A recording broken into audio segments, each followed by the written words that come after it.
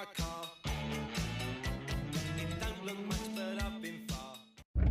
Good morning and welcome to another edition of Sunday Drive Time. Haha! So, what has been going on this week? Well, work-wise, it's been quite good. The weather, beautiful sunny weather that we have been having these past few days has really brought people out. Even though it is still a little chilly, but in the sun, it's really nice and warm. It's lovely. But yeah, yesterday being Saturday, it was quite a busy day. Lunch was busy. We had about 50 covers booked for the evening. But yeah, another successful and busy day. A bit, unprecedentedly busy as well, because we only had 2 tables booked for lunch, and we must have ended up doing about 60, I imagine, probably even more than that. But yeah, just amazing how the nice weather brings people out, which is really good. So yeah, and obviously, yeah, it's just absolutely gorgeous weather. We took advantage of the absolutely glorious sunshine, and we did our first history walk. First one being on the area where I live, being Findon. We had a nice little walk around, gone and explored the lovely Findon Water Tower, and also the Pocket Park, which is the main sort of bloody roads, which is the main sort of like historic part of this village. And that is, the Pocket Park used to be the old quarry, which is where they used to mine the iron ore out of, and it used to go on trucks to the main line at Wellingborough, and obviously it used to go to, well, I believe it used to go to what is now an industrial estate, and that is the Findon furnaces, which is obviously where they used to smelt it into ore and do whatever, bars or ingots or whatever. And yeah, used to then obviously distribute it wherever. But yes, that was good fun. And also making the most of the sunny weather, we have started something which I have not done in years. Geocaching. If you don't know what geocaching is, it's a bit like a worldwide treasure hunt game where people, members of the community, hide little boxes, or big boxes to be fair, any size, from sort of like tiny little magnetic nanos to big like lockbox containers, or even some people hide those old style ammo containers. So yeah, there's tons of bits to find. But yes, it's basically a big treasure hunt game. You have a look on the map, you find the nearest ones to you, or ones that you'd wish to find and explore, and it's a great way of getting out of the countryside, finding new places, finding new locations. But obviously you also have to be quite careful, and the fact that obviously routing around, now the modern day that we now live in, routing around in a bush. Oh, there's 2 cyclists. Oh, 3 cyclists. Oh, there's a car. Oh, there's many cyclists. You have to give me a minute. There's cyclists. There are cyclists, and now we have a solid white line, so I can't overtake. So, might as well explain to you whilst we're waiting. Yeah, basically, it's a massive treasure hunt game. You have to be very careful with what you're doing, and with what you are, yeah, the way that you look about doing it. Because obviously in the modern world that we now live in, with obviously the threat of terrorism and all sorts, yeah, it can look very suspicious, it can look very worrying. I believe in the news a few years ago there was actually the bomb disposal got called to I think it was like an Italian restaurant or something in a town centre somewhere in this country. And yeah, they found a geocache underneath a plant pot, and obviously someone reported it, because it looked like someone was hiding a bomb. But yeah, that's only one example. But yeah, it's good fun. It's great fun with the kids, you know, getting them out and that. So hopefully I'll get my daughter into it as well at some point. But yeah, also we are we are doing Medal of Honor front line. So I think we're 3 episodes in now, and we have just infiltrated the dry dock yard, and we are basically trying to destroy U-boats to obviously help the war effort. And I believe, yes, the next mission is to infiltrate the dry docks and to, I believe, steal some plans and to destroy the rest of the U-boats. So all good fun in that. That is obviously our Gaming Complete series at the minute.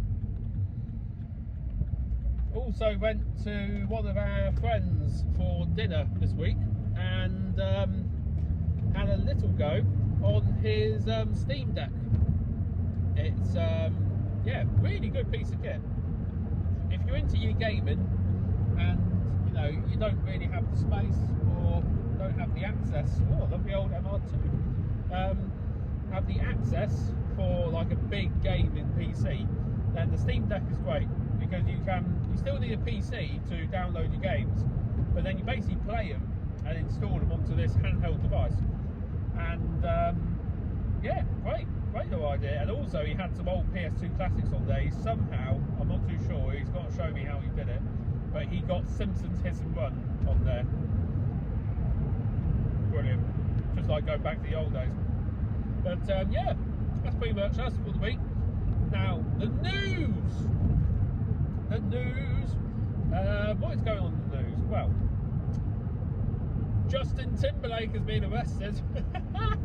yeah, he got pulled over by the police in America for apparently driving through stop signs and also weaving in and out, driving onto the wrong side of the road.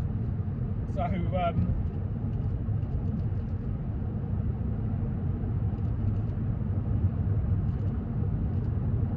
there's a weird rattling noise.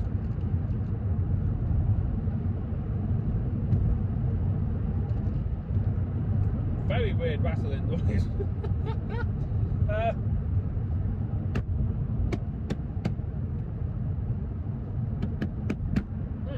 Something's clearly come adrift somewhere on the dashboard. There's a very weird rattling noise. I don't know what it is. That's really annoying. I'm going to have to get that looked at. That's going to be something for the next day. But yes, Justin Timberlake's been arrested, as you all know. What else has been going on? Oh yes, Chuck Norris has died at the age of 86. Famous actor, famous American actor. Yeah, it's very, obviously very sad news. Yeah, I believe he was born in 1940. So he's had a good life. Obviously lived through One World War and, you know, Cold War and everything. So, you know, good on him. But yeah, and then also in the news this week, the I believe the Japanese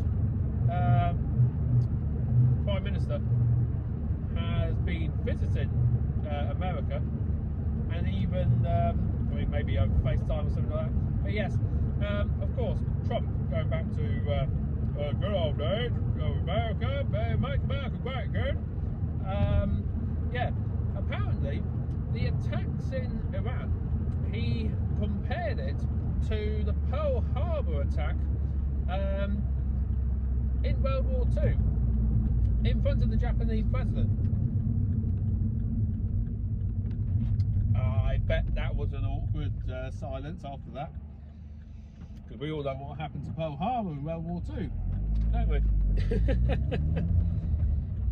And then also in the news, obviously, I think it was the Oscars at the start of this week.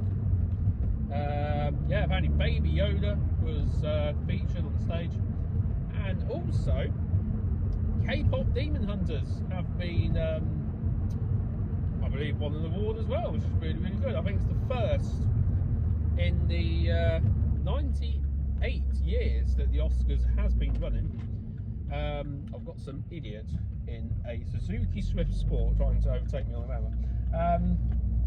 Yeah, first time in 98 years that K-pop has been featured at the Oscars, which is really obviously quite good.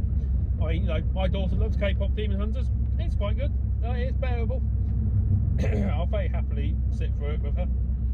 But yeah, and then the last bit of news this week, and that is apparently the largest iceberg in the Antarctic has apparently only got weeks left to live. So obviously we all know about global warming. It's not slowing down. I don't know if it will ever stop. The fact of the matter is, and the very sad fact also, is that we need oil. We need oil. I'm going to say electric cars, however, are getting better.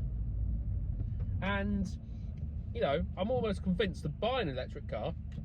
But sadly, buying an electric car is not the only solution to this, obviously, worldwide problem. And just the fact that, obviously, global warming, even if we did all swap to electric cars, still, the majority of electric cars are being powered by fossil fuels, which is obviously, the electricity that's been powered. And, if we eventually all go to electric cars, sometimes we have power cuts, which is obviously the national grid not being able to cope with the power. So everyone has an electric car and everyone's charging their electric car. How's the national grid going to keep up? And also, there's a point that my dad makes quite a lot of the time, which is completely true. And that is, the United Kingdom is a tiny little dot on Earth. And even if we went completely zero carbon neutral, that is just a small percentage compared to the rest of the world. You have a look at America, you have a look at China, you have a look at the, the amount of fill and the amount of smog there is in like Hong Kong or Beijing. And you look at the big cars and everything that they drive in America and the big trucks. America and China and Russia, in fact, massive countries in the world, and they need to get on board to be able to basically save the world. And it's important, and we've got to try and find a solution. But at the same time, I think the news panics and makes the situation worse, because they put on the New Year's fireworks that it was 35 degrees was the hottest record. Now, I'm sorry, but I remember years ago, and I'm talking years ago, it being a lot hotter. I remember doing Fern and Feast when it was nearly 40 degrees and I was working on a charcoal wheel. So it has been hotter in the past, but it's scaremongering, most of it. But yes, on that cheery note, we'll end this here. Yeah, not very busy today at work.